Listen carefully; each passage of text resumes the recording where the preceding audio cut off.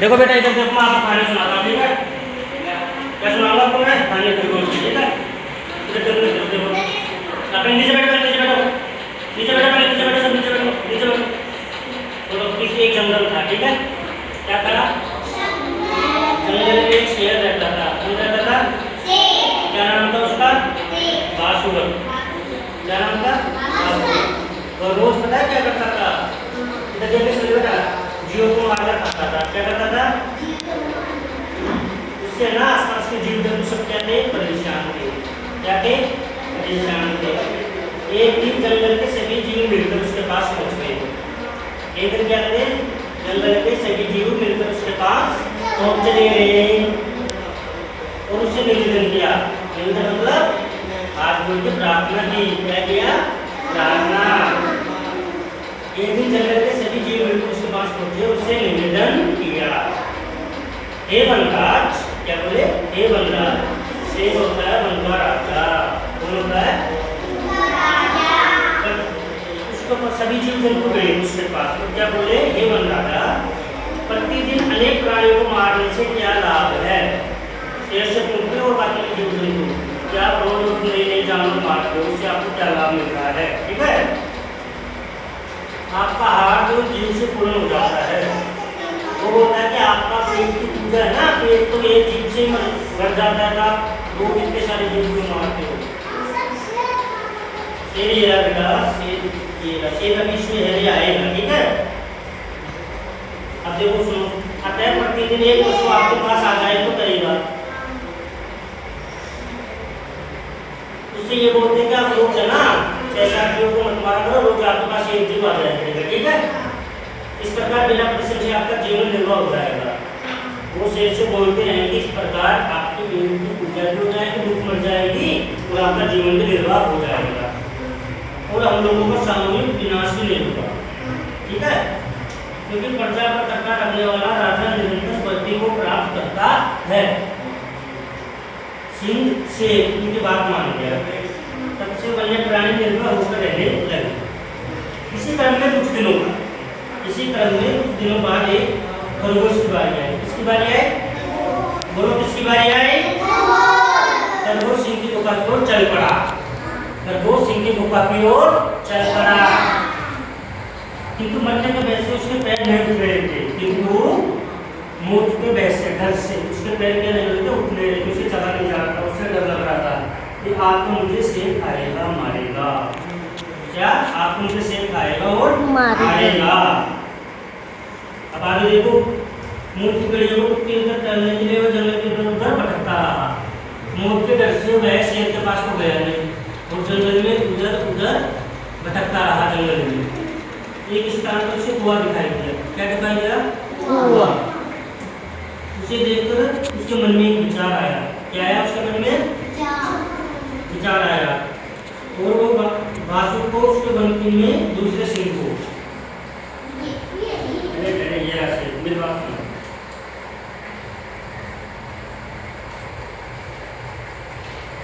वो शेर के पास गया, उसकी परछाई देखकर उसके क्रीम को आंखों में गिरा दिया। यही उपाय सोचता सोचता बाकी सिंह के पास गया। किसके पास गया? शेर के पास गया। शेर उस समय भूख प्यास से व्याकुल हो रहा था और उसके अपने होश चाट रहा था। उसे भोजन की घड़ी दिख रही थी, जो कि भोजन की घड़ियां दिख रही थी। सोच ही रहा था कुछ ही देर में कोई पशु न आया तो वह शिकार के लिए चल पड़ेगा और पशु के खून से सारे जंगल की सींच देगा, ठीक है? कुछ समय वह खरगोश उसके पास पहुंचा और उसको प्रणाम करके बैठ गया। खरगोश को देखकर सिंह क्रोध से लाल लाल आंखें करके गरज कर कहा, अरे खरगोश, एक छोटा सा कीमती देर को लगाया, आज तुझे मारकर कल से मैं जंगल के सारे पशुओं की जान दे दूंगा, ठीक है? बेटा नीचे बैठ जाओ, नीचे बैठो, नीचे बैठ जा। आगे सुनोगे बात कहानी।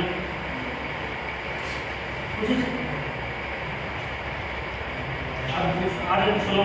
सोच ही रहा था कुछ देर में कोई न पशु आ जाएगा, वो सिंह को नहीं आया तो वह शिकार की ओर चल पड़ेगा और पशुओं के खून से सारे जंगल को सींच लेगा। नीचे बैठ जा। उसी समय वह खरगोश उसके पास पहुंच गया, उसको प्रणाम करके बैठ गया। खरगोश को देखकर सिंह ने क्रोध से लाल आंखें करके रस कहा, अरे खरगोश, एक तो छोटा सा ऊपर से देरी से आया, आज तुझे मारकर कल से मैं जंगल के सारे पशुओं को जान ले लूंगा, खा जाऊंगा, उनके वंश का नाश कर डालूंगा। खरगोश ने मेरे ऊपर सिर झुकाकर उत्तर दिया, क्षमा करें स्वामी, आप व्यर्थ क्यों उत्तर दे हो, इसमें न मेरा अपराध और न अन्य पशुओं को। फैसले करने से पहले मेरी देरी के आने कारण को सुन लीजिए। शेर उठ गया, जो बोल रहा है जल्दी बोलो, मैं बहुत भूखा हूँ, कहीं तेरे कुछ कहने से पहले तुझे चबा ले जाऊँ। स्वामी, बात यह है कि सब पशुओं ने सभा करके और सोच करके बोला कि तू बहुत छोटा है, मुझे तथा अन्य 4 खरगोश आपके पास भोजन के लिए भेजा था, हम 5 आपके पास आ रहे थे। मारकर दूसरा सिंह गुफा से निकल कर आया और बोला, अरे किधर जा रहे हो तुम सब, अपने देवता को याद कर लो, मैं तुम्हें खाने आया हूँ। ठीक है, इधर चलो मानी सब। पहले खरगोश ने शेर से कहा, हम सब अपने स्वामी वासु सिंह के पास आकर के लिए भोजन के लिए जा रहे हैं। तब मैं बोला, वासु सिंह कौन है, कल से बात नहीं की कि जंगल तो मेरा है, मैं तुम्हारा राजा हूँ। तुम्हें जो बात की उससे को वासु चोर है, तुम में से 4 लोग तो यहीं रह जाओ और एक खरगोश वासु के पास चले जाओ, तो मुझसे निपट लूंगा। हमसे जो बलशाली होगा वही जंगल का राजा होगा। मैं तो किसी तरह से उसे जान छुड़ाकर आपके पास आया हूँ महाराज, इसलिए मुझे देरी होगी, आगे स्वामी इच्छा और जो करो। ठीक है, इधर सुनो सब। यह सुनकर वासु बोला, ऐसे ही तो जल्दी से मुझे उसे दूसरे सिंह के पास ले चलो, आज उसका रक्त पीकर ही अपनी भूख मिटाऊंगा। इस वन में मेरे अतिरिक्त अन्य सिंह को मुझे मंजूर नहीं है। खरगोश ने कहा, हे स्वामी, यह तो सत्य है कि अपने स्वाभिमान के लिए युद्ध करना जैसे सूर्यों का धर्म है, किंतु दूसरा सिंह अपने दुर्ग में बैठा है, दुर्ग से बाहर आकर उसने हमारा रास्ता रोका था। दुर्ग में रहने वाले शत्रु पर विजय पाना कठिन है, दुर्ग में बैठा हुआ शत्रु और शत्रुओं के बारे में माना जाता है। दुर्गहीन राजा बदहीन सांप और मदहीन हाथी की तरह कमजोर हो जाता है। उसके प्रत्युत्तर में वासु से बोला, तेरी बात ठीक है, किंतु मैं उस दुर्ग में बैठे सिंह को भी मार डालूंगा। शत्रु को जल्दी से हो सके नष्ट कर देना चाहिए, मुझे अपने बल पर भरोसा है, शीघ्र उसका नाश किया जाएगा। खरगोश ने कहा, ठीक है, यदि स्वामी निर्णय है तो तुम मेरे साथ चलिए। यह खरगोश कहकर वासुदेव से पूरे पास ले गया, जहाँ झुककर उसने अपनी पत्थर देखी थी, वहाँ झुककर वो बोला, स्वामी, मैंने जो कहा था वही हुआ, आपको आता रहकर वही अपने दूर में छुप गया। आइए मैं आपको उसकी पूरा दिखाता हूँ, जरूर मुझे दुष्ट को देखकर उसके दूर में जाकर के करूँगा। बेटा क्या हुआ, सीधे बैठ रहा हूँ, सीधे क्या क्या करोगे बताओ, बैठ कर करोगे, खिलाऊंगा थोड़ी देर बाद, ठीक है, आटे करोगे, ठीक है, खिलाऊंगा बेटा, थोड़ी देर बाद ही खिलाऊंगा, ठीक है सबको, आटे भी खिलाऊंगा और बैट बॉल भी खिलाऊंगा, ठीक है। तो क्या लिखे बताओ, फुटबॉल भी खेलोगे, ठीक है, फुटबॉल खिला दूंगा और सतोलिया खिला दूंगा, और बताओ बताओ क्या खेलोगे, साक्षी खिला दूंगा, और बताओ लूडो, ठीक है, लूडो खिला दूंगा, और बताओ